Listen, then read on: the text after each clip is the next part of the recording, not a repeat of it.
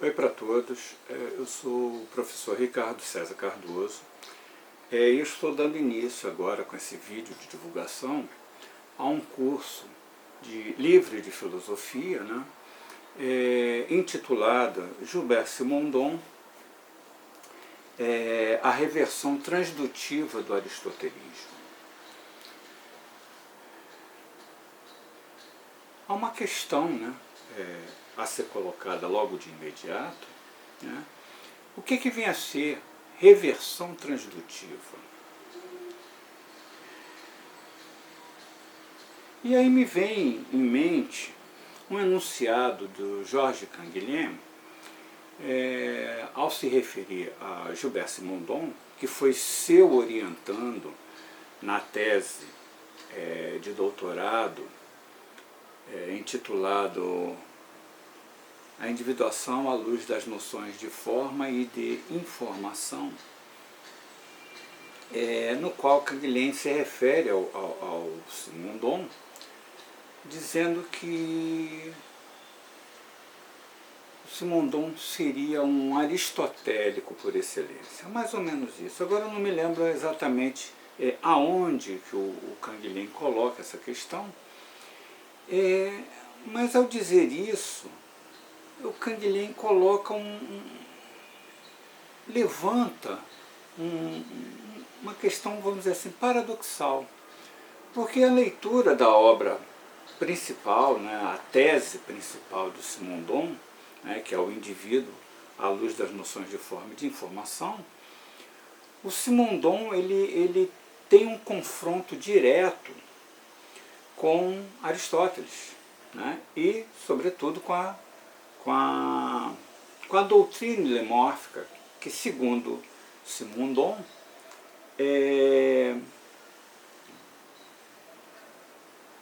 seria, né, a base da tradição filosófica do Ocidente, né? Ou seja, toda a história da filosofia a partir de Aristóteles traria consigo as marcas do ilemorfismo, né?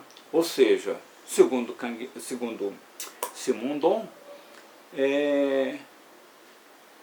de Aristóteles a Heidegger, né, seria o desenvolvimento do ilemorfismo. E aqui o Simondon não poupa críticas também a Bergson, que é um dos, vamos dizer assim, um dos pensadores que estaria na base, né, do pensamento do Simondon acerca da individuação, né? E essa crítica se deve justamente ao fato de que Bergson ele ainda mantém alguns resquícios do ilemorfismo. Então a questão seria justamente o que viria a ser reversão transdutiva. A noção de reversão, ela tem a sua origem no pensamento de Nietzsche, quando ele diz que a tarefa da filosofia do futuro seria uma tarefa de reverter o platonismo, né? Então o que seria exatamente a reversão, né? No caso aqui a reversão do platonismo. Nesse sentido, a análise do Deleuze, num artigo que na realidade se tornou um apêndice da lógica do sentido, intitulado Platão e o Simulacro. Nesse artigo, nesse texto, o Deleuze diz que a reversão, né, reverter o platonismo seria justamente trazer à tona aquilo que estaria, vamos dizer assim, escondido pelo pensamento de Platão, né? Fazer brilhar, ouvir à luz aquilo que não foi dito, né? Ora, nesse sentido, quando nós pegamos a obra do Simondon, né, ele não para de tecer críticas a Aristóteles, e sobretudo ao heliomorfismo, né, apontando aquilo que ele chama de a zona obscura do aristotelismo, ou do heliomorfismo. Aqui não cabe a gente fazer essas distinções no momento. E que zona obscura seria essa?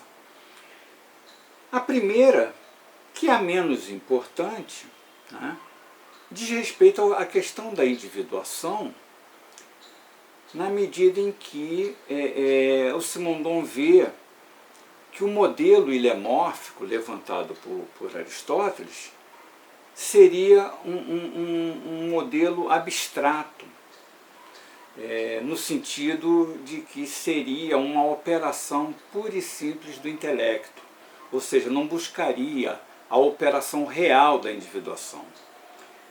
E por que ele diz isso? Ele diz isso porque quando a gente pega a tese aristotélica sobre a individuação, né, ele parte da ideia de que o real é individual. Né? O real é o indivíduo. E se o real é o indivíduo, o que viria a ser o indivíduo? Ora, para Aristóteles é muito simples. O indivíduo é um composto de matéria e forma. Tá? Isso aqui, por exemplo, é um indivíduo. Ele é constituído de matéria e de forma. Tá? Esse aqui seria um outro indivíduo, constituído de matéria e forma. Então, tudo que está individuado seria um composto de matéria e forma. Ou seja, Aristóteles partiria do indivíduo constituído, né, e iria em busca do princípio de individuação. E aí tem vários problemas. Né? O mais importante é justamente que, se o indivíduo é o composto de matéria e forma, então a gente tem que partir, vamos dizer assim, de uma análise desses elementos, a matéria e a forma, que constituem o indivíduo. Ora, a matéria para Aristóteles, ela é pura indeterminação. É algo destituído de forma. Ou seja, é alguma coisa indefinida. Né?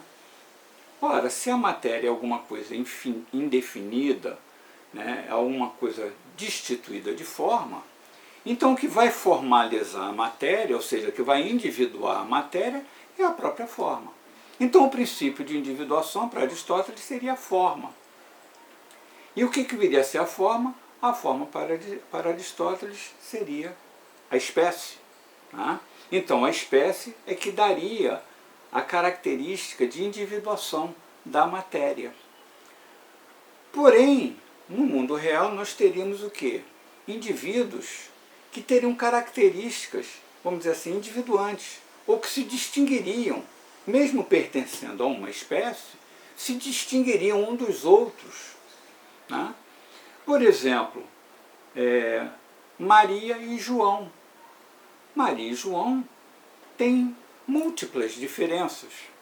A mais notável é que uma é do sexo masculino e o outro é do sexo feminino. Né? Então nós teríamos Maria, que é do sexo feminino, e João, que é do sexo masculino. Ora, essas diferenças individuantes seriam diferenças na forma, na substância. Portanto, seriam meros acidentes. Então, o que caracteriza a individuação para Aristóteles seria a forma, ou a tomada de forma pela matéria. Mas, como eu falei, essa é a questão menor. Né? O que caracteriza mesmo, vamos dizer, aquilo que não está explícito nessa questão da matéria e da forma, é a sua operação técnica, que é uma operação estática, mas, sobretudo, pelo fato de que esse modelo de matéria e forma, Aristóteles está se baseando na estrutura da organização social grega, que seria uma relação entre senhor e escravo, ou entre mestre e artesão, na medida em que o mestre ou o senhor, eles seriam os detentores da forma, ou seja, seriam eles que determinariam as especificações do objeto técnico a ser construído, né? Enquanto que o escravo ou o artesão seria aquele, vamos dizer assim, que colocaria a mão na massa, né? Então, o senhor e o mestre deteriam a forma, enquanto que o escravo e o artesão deteriam o conhecimento da matéria. Então isso aí seria aquilo que o Simondon chama de a zona obscura do aristotelismo, ou seja, do ilemorfismo, na medida em que isso não passa na tese de Aristóteles, né? E sobretudo porque esse seria um princípio estático da formalização da matéria, né? E esquecendo que existe um aspecto dinâmico, que é o próprio processo de operação, né? Vamos dizer assim, de trabalho que se faz em cima da matéria até ela adquirir uma forma. Tá? Então, isso seria o primeiro passo da reversão que Simondon faz do aristotelismo. Por outro lado, a transdução, né, que é um conceito que o Simondon vai buscar, de um lado, da técnica, né, e do outro, da biologia. São as duas referências que o Simondon tem com relação à noção de transdução, e que ele vai usar de uma maneira muito própria, muito singular. Do ponto de vista técnico, a transdução seria uma operação de transformação ou de conversão de uma grandeza física em um sinal trabalhado, né? Esse sinal poderia ser analógico ou poderia ser digital, né? Mas que seria justamente aquilo que permitiria a transmissão de uma informação, por exemplo. Quando eu estou aqui, né, gravando esse vídeo, a minha voz, por exemplo, né, que seria uma grandeza física, né, ela impressionaria o microfone da câmera. Ao impressionar o microfone da câmera, esse microfone transformaria ou converteria, vamos dizer, essa grandeza física num sinal, no caso um sinal digital, a ser transmitido, né? Como no caso do celular, né? Quando eu falo no celular, o microfone do celular capta a minha voz, que é uma grandeza física, né?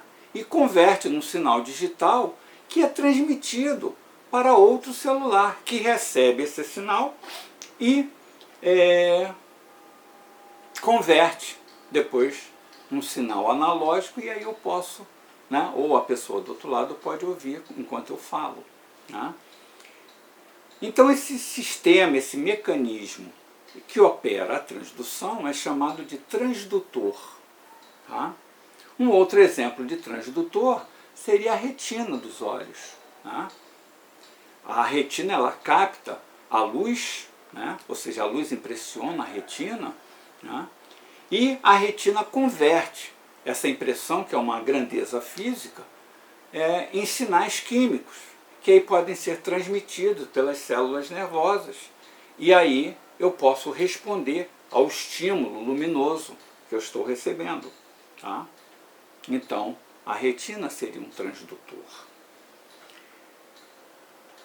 Mas existiria também, do ponto de vista da biologia, né, a noção de transdução, ela já modifica, né, sobretudo quando a gente pega a microbiologia, né, cuja transdução se refere a capacidade de transmissão de material genético entre bactérias por meio de um fago, ou seja, por meio de um vírus. Né? O vírus ele infectaria uma bactéria e ali ele capturaria parte do DNA dessa bactéria e ao infectar outra bactéria, ele injetaria esse DNA na outra bactéria. Então, aqui já traria uma noção, né, de transdução que se aproxima muito do que o Simondon chama de transdução, que é análogo à individuação, porque nesse processo de transdução, né, o que está havendo é uma nova individuação, né, porque a bactéria que recebeu esse material genético, né, se torna uma bactéria diferente, né, portanto, individuada. Eu gostaria só de fazer uma leitura aqui de uma passagem do próprio Simondon, na introdução, né, do livro A Individuação à Luz das Noções de Forma e de Informação, que é a tese do Simondon, né, que está traduzida em português, né, pela editora 34, não estou fazendo merchandising aqui. Ele diz aqui: por transdução, entendemos uma operação física, biológica, mental, social, pela qual a atividade se propaga pouco a pouco no interior de um domínio. A transdução funda essa propagação sobre uma estruturação do domínio operada passo a passo. Cada região de estrutura constituída serve de princípio de constituição para a região seguinte, de modo que uma modificação se estende progressivamente, ao mesmo tempo que essa operação estruturante. Um cristal que, a partir de um germe muito pequeno, cresce e se estende por todas as direções em sua água-mãe, fornece a imagem mais simples da operação transdutiva. Cada camada molecular, já constituída, serve de base estruturante à camada que está se formando. O resultado é uma estrutura reticular amplificante. A operação transdutiva é uma individuação em processo. Então, a noção de transdução, né, é um processo de individuação que vale tanto para, vamos dizer assim, o domínio físico, o domínio biológico ou vital, o domínio mental ou psíquico, ou o domínio social ou coletivo, né?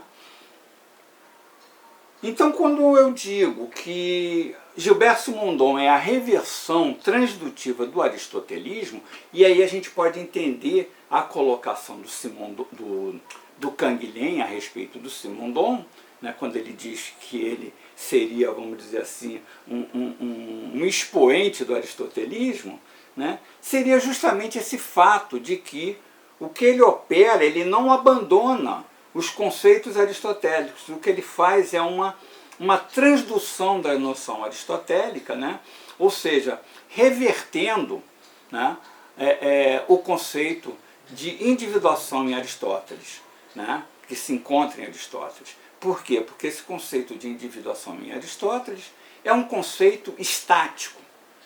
E o que ele busca é um princípio dinâmico da individuação, portanto, um princípio real. Portanto, é isso que o Simondon procura frisar quando ele diz que a transdução é a estrutura do real. Por quê? Porque a transdução não é só a condição de possibilidade do real, mas também a sua própria expressão, né?